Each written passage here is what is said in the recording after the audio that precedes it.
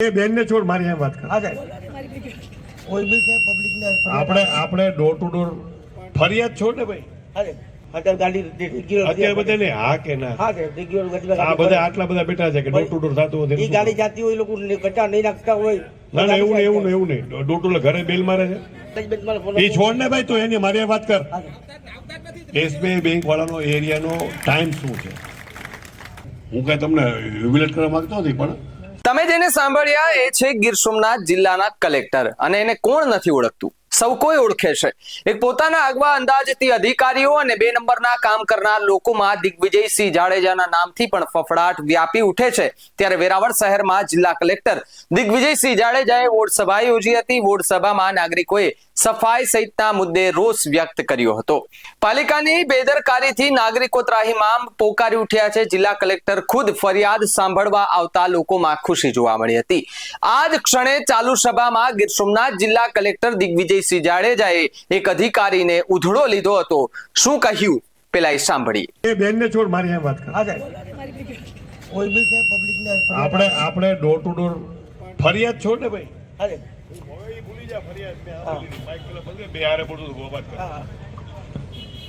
Door to door regular થાય છે હા કે ના?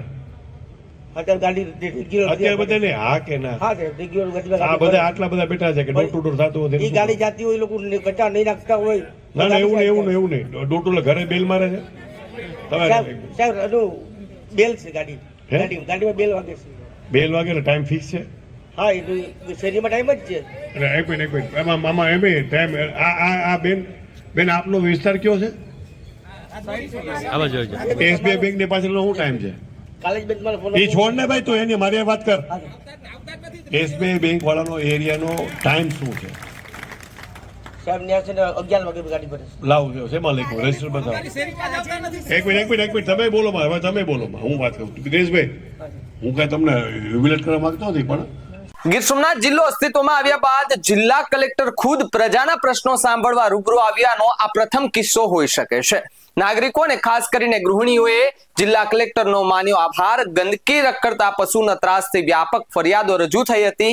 જિલ્લા કલેક્ટર દ્વારા પાલિકા તંત્રને ત્વરિત ઉકેલની તકીદ આપી હતી અને નાગરિકોને પણ સહકાર આપવા સાથે સહકાર કામગીરીની પણ ખાતરી આપી હતી. અને વોર્ડ સભામાં અનેક લોકો ઉપસ્થિત રહ્યા હતા. આ મુદ્દે કલેક્ટર અને લોકોએ શું કહ્યું એ પણ સાંભળી લઈએ. પ્રશ્ન લેખિત રાબેતા મુજબ ખાસ આપના માધ્યમથી કલેક્ટર સાહેબને, જિલ્લા કલેક્ટર સાહેબને અને ચીફ ઓફિસર, નગરપાલિકાના પ્રમુખશ્રી અને સર્વે ખાસ કરીને નગરસેવકો જે ખુશ ઉત્સાહપૂર્વક સવારના પોરમાં લગભગ દરેક વોર્ડમાં પોતપોતાના જે કાઉન્સિલરો છે પોતાની ફરજના ભાગરૂપે કાર્ય કરે છે, નો ડાઉટ એમાંને ક્યાંક ને એવું તમારે પ્રોપર આયોજન કરવું જ પડશે. આજે પોઈન્ટ તરીકેની એક વ્યાખ્યાન કેટલા વર્ષથી છે. અમે બહુ મારા જેવા જાગૃત નાગરિકોએ પણ બહુ રજૂઆત કરી, નગરપાલિકાએ પણ બહુ મહેનત કરી છે. ચીફ ઓફિસર અત્યારે ઉપસ્થિત નથી, એમના દ્વારા હમણાં જ વેરાવળ પીપલ્સ કોઓપરેટિવ બેંક આ પોઈન્ટના તો બધા તમારે કચરો ટાઈમે લેવા આવે છે ઘરે? ટાઈમ ટેબલ બનાવીને જાહેર કરો. સર, વિવેકાનંદ સોસાયટીમાં રહું છું હું, અને અમારા 2-3 મોટા પ્રશ્નો છે. કારણ કે એક તો ગંદુ પાણી, આજે 2 મહિનાથી અવારનવાર, પણ આજ 2 મહિનાથી અમે હેરાન છીએ.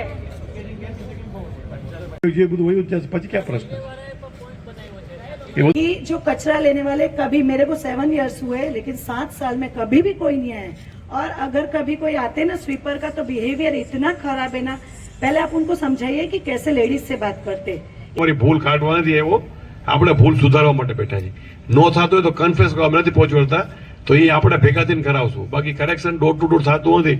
આટલા બધા બેઠા છે અને આપ ઓછો હોવાની વચમાં વાત આવી હતી, એ પણ હવે ભરી દેવાનું છે. રોજંદારીઓ ઉમેર્યા છે, એ પણ વાત સારી છે. પણ ક્યાંક ને ક્યાંક નાગરિકની જાગૃતતા અને સમયનો અભાવ, સંકલનનો અભાવ, હું ખાસ કરીને એટલા માટે આ નોંધ લઉં છું સાહેબ, કે કચરાવાળો આવે છે જે કચરા લઈને પોતાના વોર્ડમાંથી કે એની શેરીમાંથી વાળી અને પોઈન્ટ ઉપર નાખે છે 10-11 વાગ્યા સુધી. કલેક્ટર સાહેબને સાંભળીને અમને ખૂબ આનંદ થયો કે અત્યાર સુધીના સમયમાં કોઈ નજીકથી આવું મળ્યું નથી કે અમારા પ્રશ્નો સાંભળ્યા નથી. એટલે અમને ખૂબ આનંદ થયો. માયા પટણી બોલું છું. હું કલેક્ટર સાહેબનો આભાર માનવા માંગીશ, કારણ કે આટલા સમયથી અમે તો કોઈ દિવસ ઇતિહાસ જ બની ગયો સમજી લ્યો કે પહેલી વાર કલેક્ટર સાહેબે અમારા પ્રશ્નો સાંભળી અને અમને સોલ્વ કરીને આપ્યા છે, અને હજી પણ આગળ કામ કરવાની એને બાહેંધરી આપી છે. ખૂબ ખૂબ આભાર કરીએ છીએ કલેક્ટર સાહેબનો અને અમને બહુ સંતોષ થયો છે એમના જવાબોથી. હા, નગરપાલિકાના કોઈ બી એક બી વોટ અમારે ઓલામાં ક્યારેય દેખાણા જ નથી એમ. હા, અને આપ શું કહો છો? બસ એ વોટ લેવા હોય ને ત્યારે આવી જાય, પછી કોઈ નથી દેખાતું. હું અનીસ રાજ વેરાવળથી અને વોર્ડ નંબર 7 નો રહેવાસી છું. સૌ પ્રથમવાર વેરાવળના ઇતિહાસમાં કે 2013 થી જિલ્લો કાર્યરત થયો ત્યારથી પ્રથમવાર જિલ્લા કલેક્ટર ખુદ આવી અને લોકોના પ્રશ્નો સાંભળ્યા છે. કારણ કે આ કાર્યવાહી છે તો ચીફ ઓફિસર નગરપાલિકા અને નગરપાલિકાના નગરસેવકની છે, પણ એ ક્યાંક ને ક્યાંક એ કાર્યવાહીમાં એની ઉણપ હોય એવી એમની પાસે ફરિયાદ આવતા ખુદ જિલ્લા કલેક્ટરે લોકોના પ્રશ્નો સાંભળ્યા છે. વેરાવળના ઇતિહાસમાં આવો આ પહેલો એવો બનાવ બન્યો છે કે આપણે ગ્રામ સભા એ શબ્દ આપણે સાંભળ્યો છે કે જે ગ્રામ પંચાયતમાં ગામડાઓમાં થતો હોય છે, પણ આ શહેરમાં પહેલીવાર વોર્ડ સભા કરીને જે જિલ્લા કલેક્ટરે પહેલ કરી છે, લોકો એને બિરદાવી રહ્યા છે. અને લોકોએ નાનામાં નાના જે લેડીઝ પણ અહીંયા ઘણી બધી હતી, એ લોકોના પણ નાના મોટા પ્રશ્નો સફાઈના હતા, એ સારી રીતના સાંભળી અને જે તે વોર્ડના જે અધિકારીઓ કે નગરસેવકને સૂચના આપીને તરતમાં એ કાર્યવાહી કરવા માટેના જે નિર્દેશો કર્યા છે એ માટે ખરેખર લોકો એમને બિરદાવી રહ્યા છે. आज यहाँ पे मीटिंग थी और ये ऐसा पहली बार हुआ है कि यहाँ पे जिला कलेक्टर साहब पहली बार लोगों से, पब्लिक से अपना रिव्यू मांगना है कि उनको क्या प्रॉब्लम्स है. तो मुझे बहुत अच्छा एक्सपीरियंस हुआ कि सर ने सबकी प्रॉब्लम सॉल्यूशंस निकाले और बोला कि इंस्टेंटली काम चालू करेंगे फटाफट. कल से उन्होंने बोला है कि कल से काम स्टार्ट कर देंगे और बहुत अच्छा सपोर्ट मिला सर का और इसके लिए मैं उनका आभार मानती हूँ. डिस्ट्रिक्ट कलेक्टर यहाँ पे खुद आए, बार बार तो नहीं आ सकते.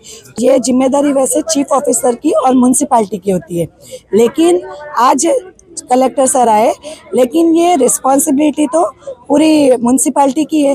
तो बस मैं म्यूनसिपाल्टी में जो भी है उन लोगों से विनती करती हूँ कि आप लोग आकर मतलब अपना इन्वॉल्वमेंट, अपनी ड्यूटी कंप्लीट करिए टाइम पर. और मैं पब्लिक से भी बोलती हूँ कि पब्लिक भी चाहे तो इसमें इन्वॉल्व हो. जितना पब्लिक जागरूक होगी तो उतनी हमारी सिटी भी क्लीन रहेगी और पब्लिक उठेगी, पब्लिक जागरूक होगी तो ही हमारा वेरावल भी क्लीन रहेगा. એટલે મારી જે એક સૂચન હતું કે દરેક વોર્ડમાં જઈને લોકોના પ્રશ્નો સાંભળીએ, ગ્રામ વિસ્તારમાં જો તેમ શહેર વિસ્તારમાં સાંભળીએ. મુખ્ય સમસ્યા છે આપણી વેરાવળની એ સફાઈની ને સ્વચ્છતાની છે. એમાં જ્યાં કંઈ પણ ત્રુટિ રહી ગઈ હોય તો એ સુધારવા માટેનો આ પ્રયત્ન છે કે ભાઈ અમે જાહેર એટલા માટે કરીએ છીએ કે અમે આ કરીને બતાવશું. એટલે કાલ સવારે લોકો જે કહીને ગયા હોય ને તો અમારા ઉપર પ્રેશર રહે કે ભાઈ હવે લોકો જ પકડે, ભાઈ તમે મોટે પડે કહીને ગયા હતા ને થયું તો નથી, પણ એવું નહીં થવા દઈએ. અમારા ભરોસો રાખો, પૂરું કરાવશું. બહુ મોટું કામ છે, ભગીરથ કાર્ય છે, પણ જેમ રાજા ભગીરથે કર્યું હતું ને મમ્મી કરીને બતાવશું. આ મુદ્દે તમારું શું માનવું છે અમને કમેન્ટ કરીને ખાસ જણાવજો. તો આવા જ વધુ સમાચાર માટે આપ જોતા રહો BS9 TV ન્યૂઝ. નમસ્કાર.